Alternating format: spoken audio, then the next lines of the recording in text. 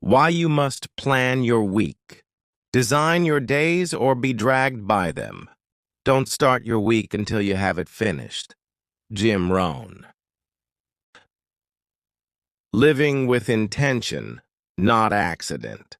Most people don't live, they react.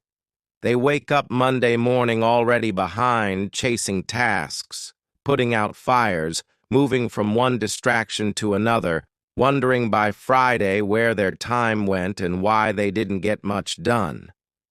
Rohn had a simple, revolutionary piece of advice that separates successful people from the rest. Don't begin your week until you have it finished on paper.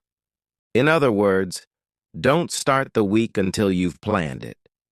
This one discipline, planning your week, can multiply your productivity, reduce your stress, sharpen your focus, and move you toward your goals faster than almost anything else. Planning your week is not just a time management strategy, it's a life design system. Section 1. Why most people drift instead of drive. Rohn often said, if you don't design your own life plan, chances are you'll fall into someone else's plan. And guess what they have planned for you? Not much. That's exactly what happens when you don't plan your week. You become a passenger, not the driver. You react to what others want, you respond to random urgencies, and you end up exhausted with little progress on what really matters. Think of it this way. A ship with a captain and a map arrives at a destination. A ship with no direction gets tossed by waves and eventually wrecked. Your week is your ship. Planning is your map. Section 2. What weekly planning really means. Planning your week isn't about filling your calendar with endless tasks or living like a robot. It's about choosing in advance what matters most and making space for it before life gets noisy. Planning is defining your priorities, scheduling your top goals and activities, anticipating challenges before they hit, creating structure to support success, ensuring balance in your work, health, and relationships. Rohn didn't believe in being busy. He believed in being intentional. Weekly planning gives you the power to act with purpose, not pressure. Section 3. The benefits of weekly planning, the Rohn way. Let's break down why planning your week is so powerful, and why it's a non-negotiable discipline for anyone serious about growth. 1. Clarity. Planning your week forces you to think clearly about your goals, responsibilities, and direction. It turns vague intentions into specific actions. Without clarity, we waste time wondering what to do next. With clarity, we move with confidence. You can't hit a target you can't see. Rohn. 2. Control. A planned week puts you in control of your time instead of letting time control you. You choose what gets your attention, when to work and when to rest, which commitments to keep and which to avoid. It's easier to say no to distractions when you've already said yes to your priorities. 3. Productivity. When your week is planned, you work smarter, not harder. You eliminate wasted time, reduce duplication, and ensure every day builds momentum. This aligns with another Rohn principle. Discipline is the bridge between goals and accomplishment. 4. Balanced weekly planning helps you avoid neglecting what matters. You're less likely to forget a birthday, skip a workout, or ignore your personal growth. You create space not just for work, but for life. 5. Confidence. A well-planned week gives you peace of mind. You wake up knowing what to do. You go to bed feeling accomplished. Confidence comes not just from achievement, but from direction. Section 4. How to plan your week. A step-by-step system. Let's take Jim Rohn's principle and turn it into a simple, repeatable process you can do every week. Step 1. Set a weekly planning time.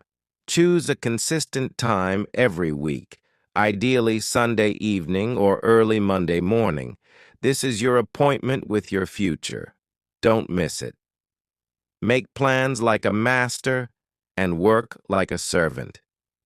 Jim Rohn. Step 2. Review the past week before planning forward. Reflect backward. Ask, what did I accomplish? What didn't get done, and why? What worked well? What needs improvement? Growth doesn't come from experience. It comes from evaluated experience. Step 3. Identify your top goals and priorities. Jim Rohn emphasized setting clear goals. Each week, ask, what 2 to 3 outcomes do I want to accomplish this week? What habits or routines do I want to reinforce? What relationships need attention? Use the 80-20 rule. What 20% of tasks will create 80% of your results? Step 4. Block your time. Now take those priorities and schedule them into your calendar. Treat them like appointments.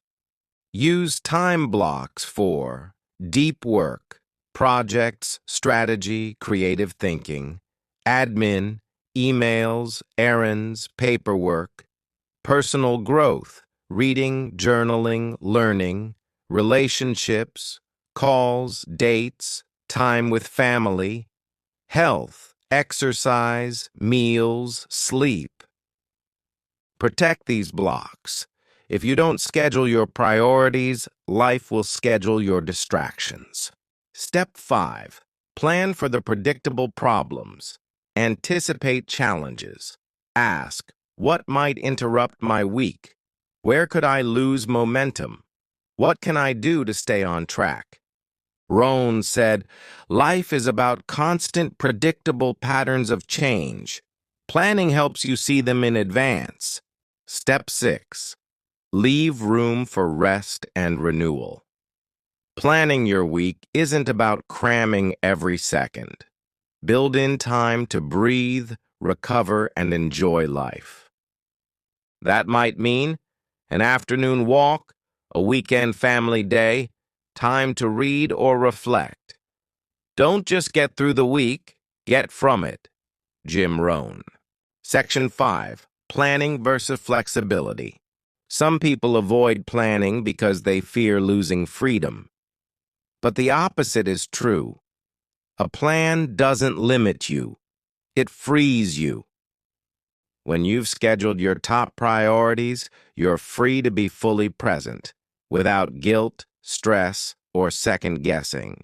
And when surprises come, as they always do, you can adjust with confidence because you know what matters most. Jim Rohn believed in planning and flexibility. Have a plan, but be open to opportunity. Section 6. Making it a habit. The weekly ritual. Weekly planning should be a ritual, not a random act. Here's a simple structure to make it stick. 1. Pick your time, Sunday evening, for example. 2. Create a quiet space, no distractions. 3. Use a journal or planner, digital or paper. 4. Follow the steps. Reflect, set goals, block time. 5. Review it daily. Each morning, glance at your plan. 6. Celebrate your wins at the end of the week. Within a few weeks, you'll wonder how you ever lived without this rhythm. Conclusion: design the life you want, 1 week at a time.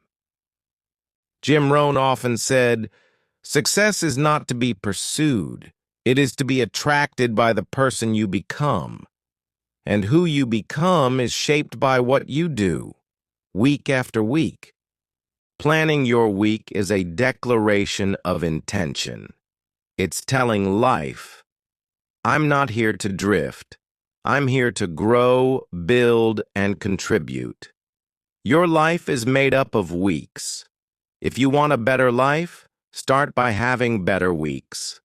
And if you want better weeks, start by planning them. So the question isn't, should I plan my week? The real question is, can you afford not to?